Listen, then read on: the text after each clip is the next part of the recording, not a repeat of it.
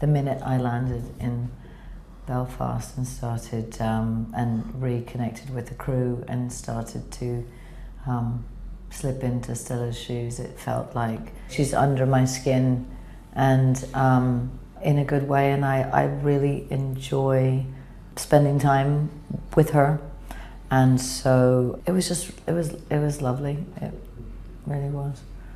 It really did feel like coming home. I've never come back for a second series of anything, so I've never had that experience, but I can't imagine it would be any better than it felt to come back to this. And it is just like family, and we had the same crew from the first series and just couldn't wait to get started on it. I got like a breakdown of them first, which I'm sure you were involved in, but quite far in advance got a very detailed sort of 80-page Alan Cubitt breakdown of what would potentially happen in each episode, and I was shaking. I was genuinely shaking reading it. I was so excited to get stuck into it, and then the scripts themselves came along a few months later and they lived up to that and more, and yeah, amazing.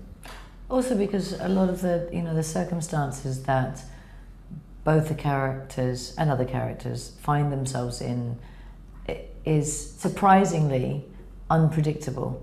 I was very pleasantly overjoyed by just how good they were, and the stories and the trajectory for the characters. And still today, when I say I'm from Belfast, people are like, "Oh my God, is it okay there? How was your upbringing? It must have been crazy."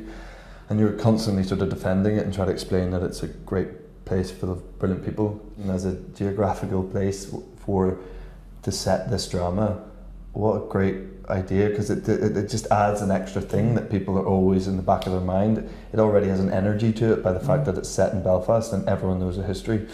So for me, a total thrill to be there and to appreciate it and show that there's, you can also, I guess, so much more to it than what people think. It's a beautiful place filled with beautiful people who are very interested, I think, in it being seen for what it is today, and I've just had the most extraordinary experience working there. I think it's such a treat if you have so much unknown territory within a character, and Alan is the master of sort of unknown territory, and was very open to both what Gillian and I planned to do with that and how we planned to portray that on screen, and that was very freeing to be able to explore that. And but even within that, what I found, especially in the second season, was having a certain trust in myself to know how to get places as Stella in scenes.